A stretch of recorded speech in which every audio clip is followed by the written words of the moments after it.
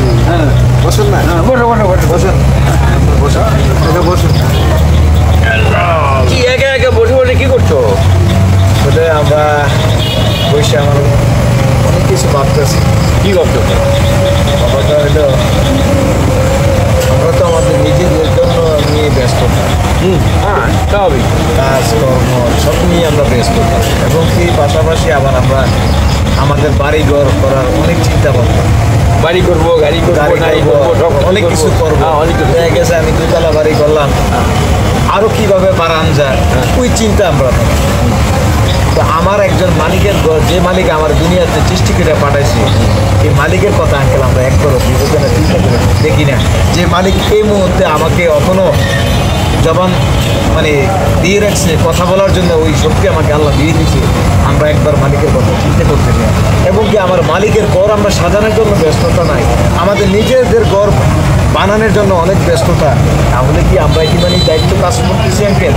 এটা নিয়ে আমি একটু মানে চিন্তা দিয়ে পড়ে গেলাম। দেখো আঙ্কেল, যে মালিক আমাদের সৃষ্টি করেছে তিনি হলেন আল্লাহ। তুমি আল্লাহর যদি নাম নাও কই বলি, হ্যাঁ আল্লাহ কিছু আসে যাবে, এরপর কি আমাদের হবে হবে না? আমাদের ক্ষতি হবে কি? আমাদের দুনিয়াতে আমরা যা কিছু করে আল্লাহ পাঠাচ্ছি কেন?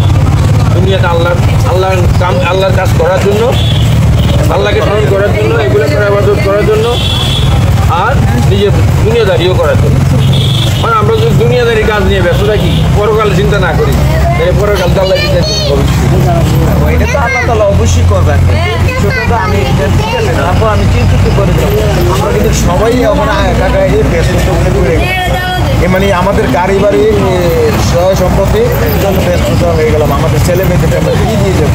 কিন্তু এই মুহূর্তে আপনি যে যাবেন বাসায় কি ব্যবস্থা আছে? নাই। তাহলে আমার মালিকের ঘরটা কেন সাজাতে পারতেছেন না? মসজিদ কেন আপনারা সুন্দর করতে পারতেছেন না? নিজের ঘরও ভালো ভালো প্রাইস কিনে লাগাইতেছেন, আবার মালিকের ঘর অন্ধকার করে দিচ্ছে। এটা কি আমরা মুসলমান ইমানের দায়িত্ব থাকেন?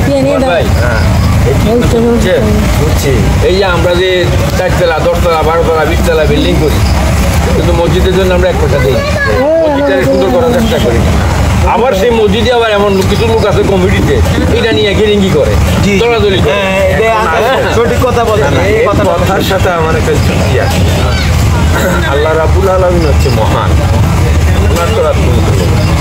উনি যখন ওনার আদম সৃষ্টি করছে ওনার ইবাদত করার জন্য, ওনার নিয়ম পালন করার জন্য, কিন্তু এখন বর্তমান সমাজে এসে গেছে আরেক নাই আছে। সমাজের মধ্যে দেখবেন সিনিয়র জুনিয়র কোনো মানে বড় চাষা যেটা যে সম্মান দিত এগুলি নাই, ছোটবেলাকে আদর করবো, এই আসলে আদরটা উঠে গেছে, ওগুলো উঠে গেছে।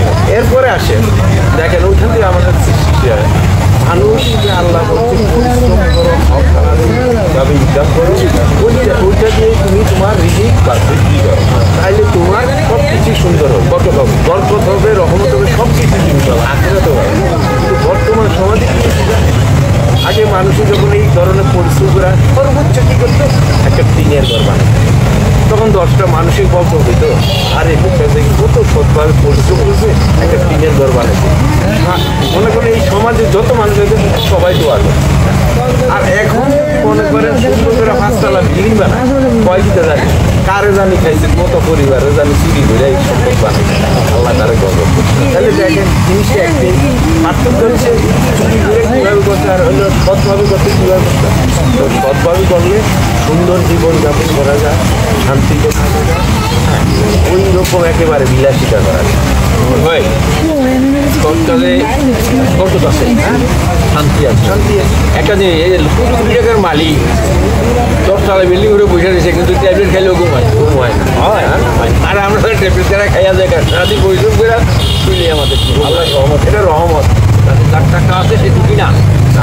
আর আমরা এই জন্যই দৌড়দৌড়ি করি। দেখেন এখন রাজনীতি দেখেন না, এখন দেশটার কি হয়ে যাচ্ছে, রাজনীতিতে মনে করি ক্ষমতায় যাবো ভাব কত কি করতেছি আমরা। হ্যাঁ চুরি চাঁদাবাজি করতেছি, ইমাম সাহেবের মারতেছি, ইমাম সাহেবের হত্যা করতেছি, যে আল্লাহর কথা বলবে তারে ধরতেছি, এটা হইতেছে একটু বড়াই থাকবে না।